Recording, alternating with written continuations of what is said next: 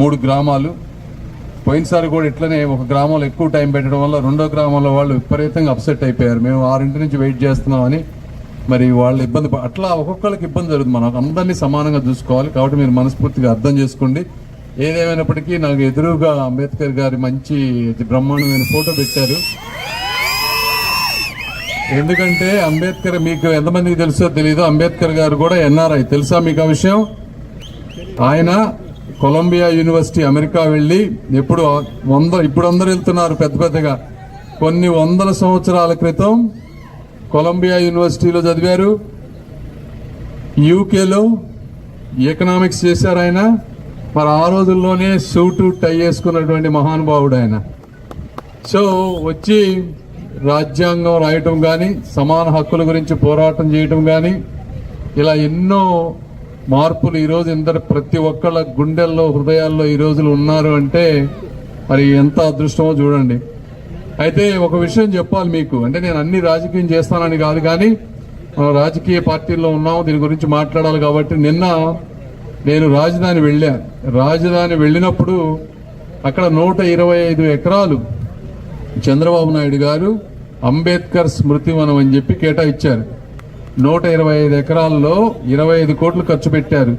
ఒక అద్భుతమైన విగ్రహం, బిగ్గెస్ట్ కన్వెన్షన్ హాల్, ఇవన్నీ ప్లాన్ చేశారు. ఎందుకు చేశారు అంటే ఈ అమరావతి క్యాపిటల్ అనే దాంట్లో ప్రతి ఒక్కళ్ళు కూడా వాళ్ళ ఆత్మాభిమానం ఉట్టిపడే విధంగా వాళ్ళకి ఎవరైతే స్ఫూర్తి నింపుతారో నిరంతరం వారి విగ్రహాలు ఉండాలి అని.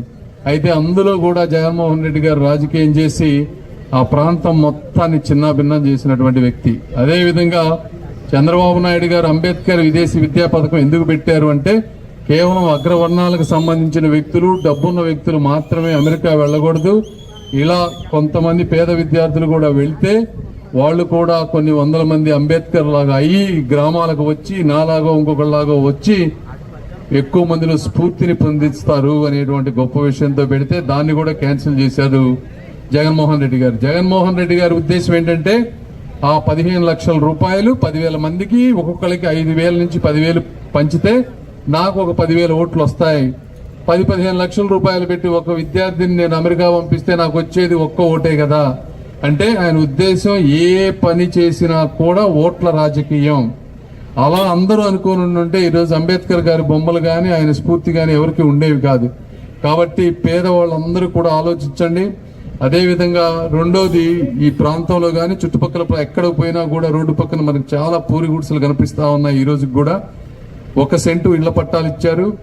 ఈ ఇళ్ల స్థలాల్లో చాలా అవినీతి జరిగింది. ఒక్కొక్క ప్రాంతంలో 10-20 లక్షలు ఉండేటువంటి పొలాలని 30-40-50 లక్షల రూపాయలు 2-3 రెట్లు చేసి కొన్నారు.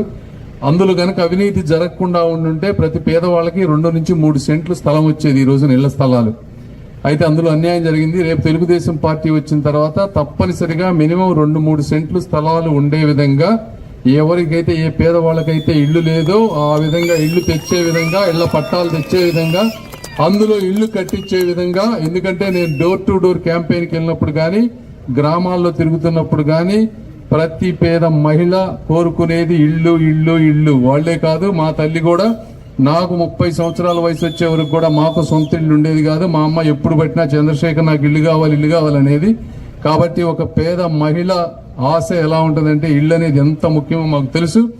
కాబట్టి అదే ఉద్దేశంతో ఈ ప్రాంతంలో కానీ నా పార్లమెంట్ సెగ్మెంట్లో అన్నింటిలో కూడా ప్రతి పేదవాళ్ళకి ఇల్లు వచ్చే విధంగా ప్రయత్నిస్తానని మీ అందరికీ తెలియజేసుకుంటా ఉన్నాను. ఇంకా చాలా విషయాలు ఉన్నాయి మనం మాట్లాడటానికి, టైం సరిపోదు క్లుప్తంగా. బట్ ఏదేమైనప్పటికీ మీరు మాకు ఇచ్చినటువంటి అపూర్వ స్వాగతానికి మీ అందరికీ కూడా మనస్ఫూర్తిగా కృతజ్ఞతలు తెలుపుకుంటూ సెలవు తీసుకుంటున్నాను. Thank you. మళ్ళీ వస్తాం.